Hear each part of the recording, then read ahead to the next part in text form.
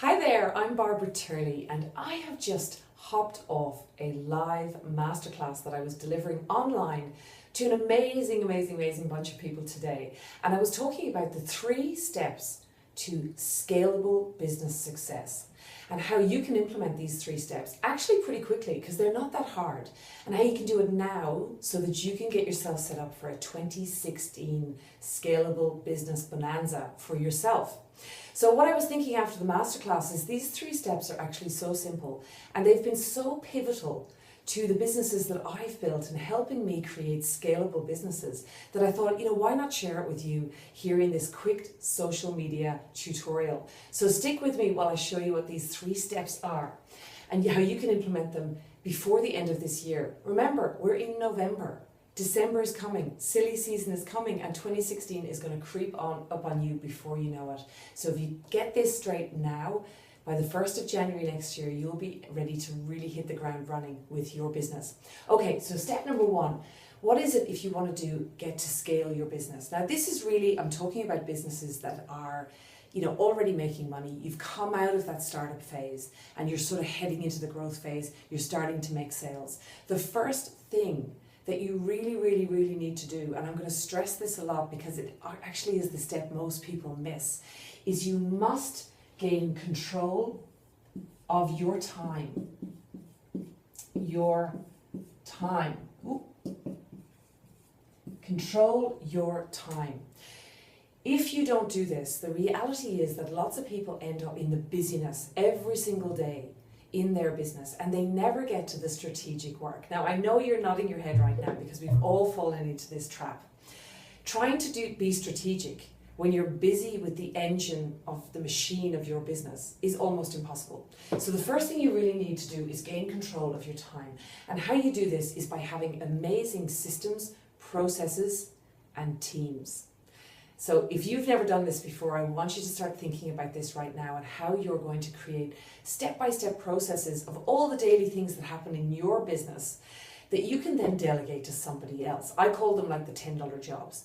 You have to start getting back control of your time and delegating out to other people so that you can actually then move on to step 2, which again, really hard to do unless you do step 1 first. So step 2 is focus and urgency.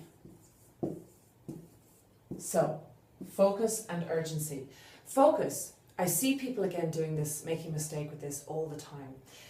Focus is thinking about where am I going for the next 3 to 5 years? What am I doing in the next 12 months? What am I doing in the next 3 months to make sure that I stay on track for that 12-month and 5-year plan?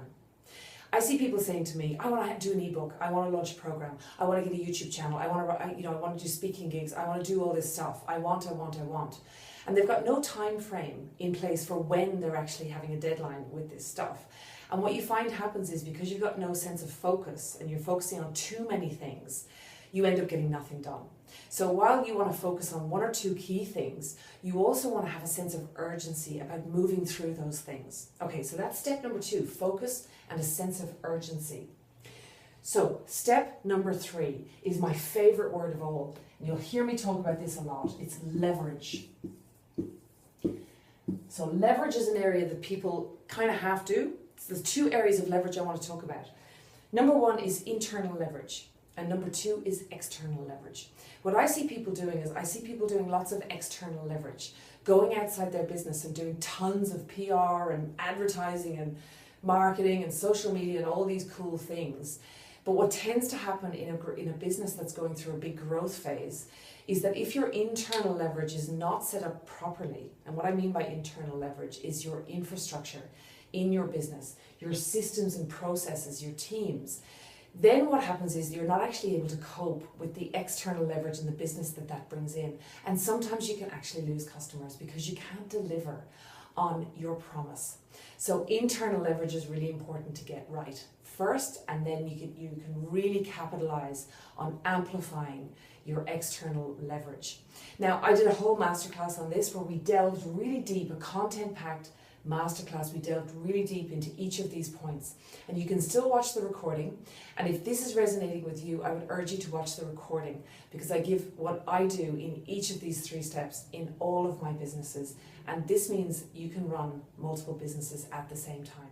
So be sure to catch the recording so that you can learn all of these tips and tricks and implement them in your business before 2016 starts.